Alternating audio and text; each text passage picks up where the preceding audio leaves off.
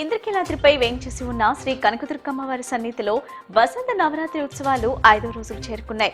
ఉత్సవాల్లో భాగంగా చైత్రశుద్ధ పంచమి పురస్కరించుకొని అమ్మవారి ఉత్సవమూర్తికి తెల్ల జిల్లేడు, మారేడు, తులసి మరువంతో దళాలతో పుష్పార్చన నిర్వహించారు. వేద పండితుల మంత్రోచ్చరణలు, మంగళ వాయిద్యాల నడుమ పుష్పార్చన కన్నుల పండుగగా సాగింది. రాష్ట్ర ప్రభుత్వం అత్యంత ప్రతిష్టాత్మకంగా అమలు చేస్తున్న ప్రజా సమస్యల పరిష్కార వేదికకు వచ్చే ప్రతి అర్జీపైన ప్రత్యేకంగా దృష్టి సారించాలని, అర్జీదారులు సంతృప్తి చెందేలా నిర్దిష్ట గడువులోగా సమస్యకు నాణ్యమైన పరిష్కారం చూపాలని జిల్లా collector doctor G. Lakshmi Shah ఆదేశించారు. మన ఊరు మన జెండా ఆధారంగా గ్రామాల్లో జరగబోయే అభివృద్ధిని వివరించేలా ప్రచారం చేస్తామని బీజేపీ రాష్ట్ర అధ్యక్షులు మాధవ్ చెప్పారు. ఏప్రిల్ 6వ తేదీన బీజేపీ ఆవిర్భావ దినోత్సవం సందర్భంగా ఈ కార్యక్రమం ప్రారంభిస్తున్నామని పేర్కొన్నారు. గ్రామాల్లో ఉన్న ఇతర సమస్యలు, ప్రజలు ఇబ్బందులను అధికారుల దృష్టికి తీసుకొచ్చి పరిష్కారం చేస్తామని చెప్పారు.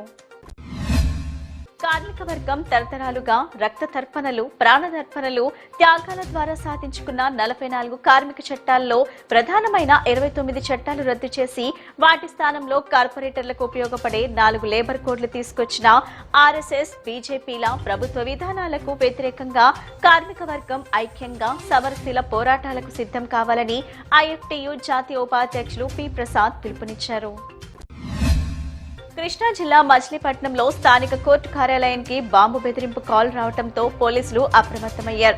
తెలియని వ్యక్తి న్యాయమూర్తికి ఫోన్ చేసి కోర్టు భవనంలో బాంబు పెట్టినట్లు హెచ్చరించడంతో ఈ ఘటన కలకలం రేపింది.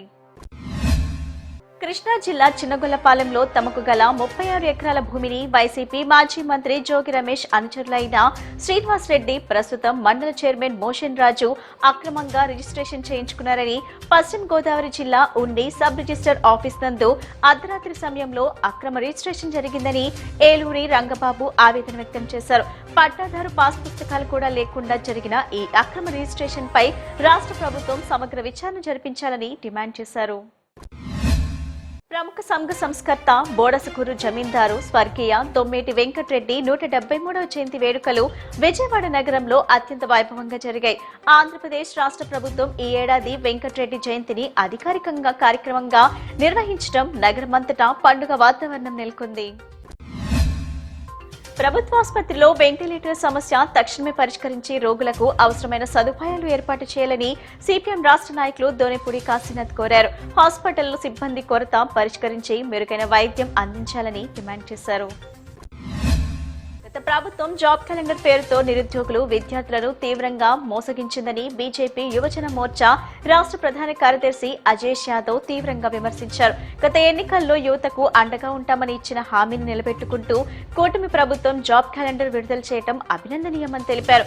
ప్రభుత్వం ప్రకటించిన అవకాశాలను ప్రతి ఒక్క నిరుద్యోగ యువకుడు సద్వినియోగం చేసుకోవాలని పిలుపునిచ్చారు.